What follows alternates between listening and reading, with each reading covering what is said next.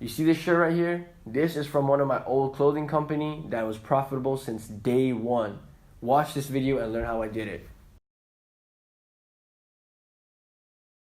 Hey guys, welcome back to a video on my YouTube channel where today I'm going to be talking about print on demand and how you can really start a profitable store in under 24 hours.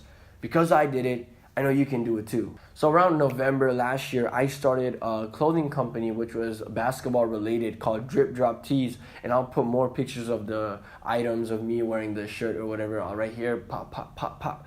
But yeah, I've sold that store now, so if you do buy some from there, remember I'm not getting money from there, but yeah, the designs are still mine.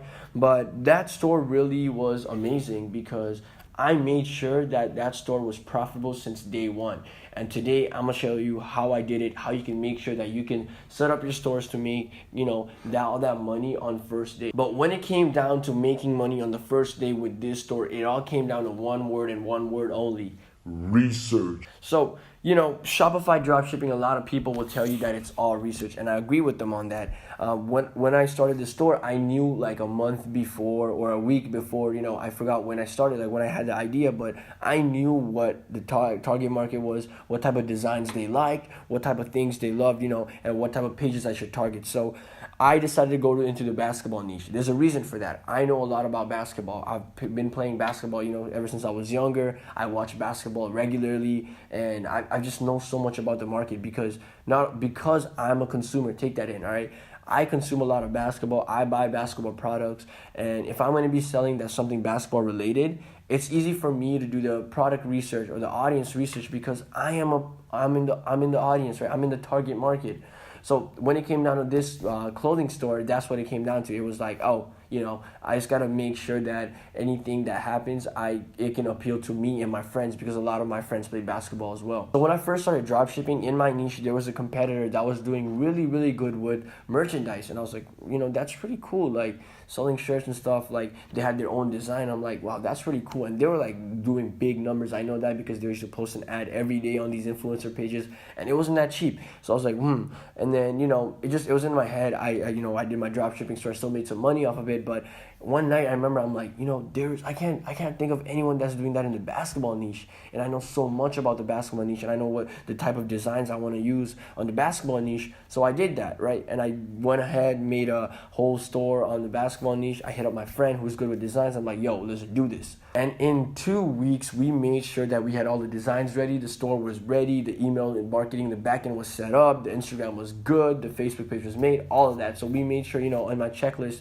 I made sure everything was checked off. And I was like, all right, let's make this money. And when it came down to research for influencers, it wasn't that hard because there are a lot of basketball pages on Instagram, and there's a lot of, sports pages or highlight clips related pages on Instagram. So I just made sure I hit every one of them up. And I remember the day before we actually launched it because we had some technical difficulties. I'm like, all right, we're going to launch it on this day. And, I'm like, all right, I'm going to hit up this influencer. We're going to run an ad with this design because I know this will work. So, we did that. We hit up a bunch of influencers. Some of them replied. Some of them had ridiculous price. Some of them had a good price. And some of them had really, really good price. So we went with those ones that had a really good price, advertised a different product on there. It was a design of Kobe Bryant, I believe. I'm telling you guys like everything that went on with the company, but it's all right. As I said, I've sold the company, so it's all right. But I remember I advertised that, and this is what happened. I remember the ad went up, and I fell asleep. And when I wake up, it was like 2 hours later, all I'm seeing is a bunch of sales. I'm like, boom, and I wasn't surprised, but more like satisfied knowing that I did my research right. So when I said, do your research before you do anything like this when it comes to dropshipping, it really means a lot because in those 2 weeks, I made sure to research the target market, basically ask myself questions and ask my friends questions, hit up my friend to make the designs, search out the different influencer pages, know which designs will work against which designs will not work. Like, let me tell you guys something. Like in my print-on-demand basketball store, 2 or 3 designs made 80% of the revenue. So like let's just say 20% of the store product made 80% of the revenue, the 80-20 principle, right? So just knowing those 20% of products, I knew that since the first day. I knew which design will always make me money, and that made me so much money, and like in the long term made me so much money. And that all comes down to research and knowing what appeals to people. So that's my story when it comes to starting a clothing store. And let me now tell you guys what you can do to do the same right now. So first thing first, pick a niche. That's very important when it comes to print on demand, because you really want to make sure that you pick a niche and capitalize on it.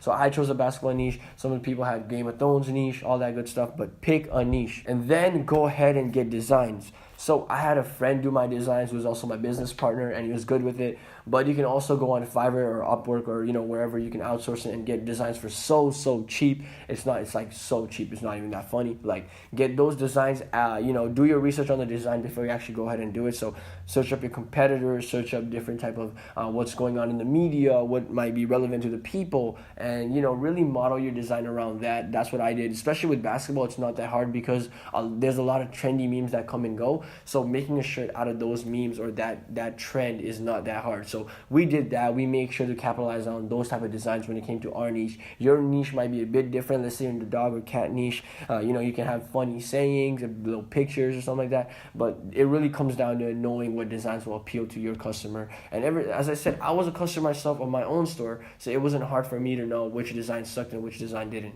Alright, so after you got your design, go on Printful, Printify. I think those two are the best one, but Printful or Printify, and sign up for that. And upload your design to Printful or Printify and set up a price and just click upload to Shopify, and boom, you have a product on your Shopify store.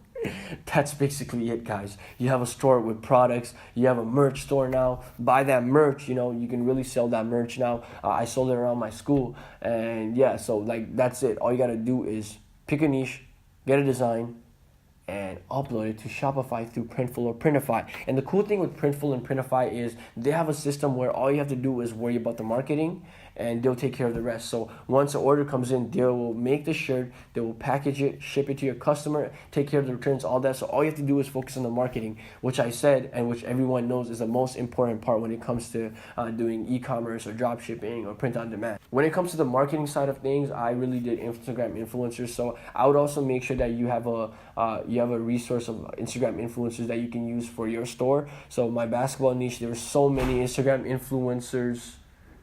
But when it comes to the basketball niche, I knew that there were so many Instagram influencers, whether it be for a player, a team, or different highlight clips. So really make sure that you have some influencers that you can use before you even move out to Facebook, just because it will be easier for you to acquire that data. And later on in Facebook, you can go ahead and make lookalike audiences or just retarget them overall. And that's it, guys. It's not that hard to really create a print-on-demand store. It's very easy. I made sure that my store was profitable under 24 hours just because I knew the influencers I was using. I knew what designs appeal to the target market, and I just knew my niche very well, and I did my target market research before I actually launched the store. So that's all you got to do. Follow the steps in this video, and it'll guarantee that you will make some good, profitable store when it comes to print on demand. But that's it for this video, guys. I'll catch you in the next one. Like, comment, subscribe. See you guys later.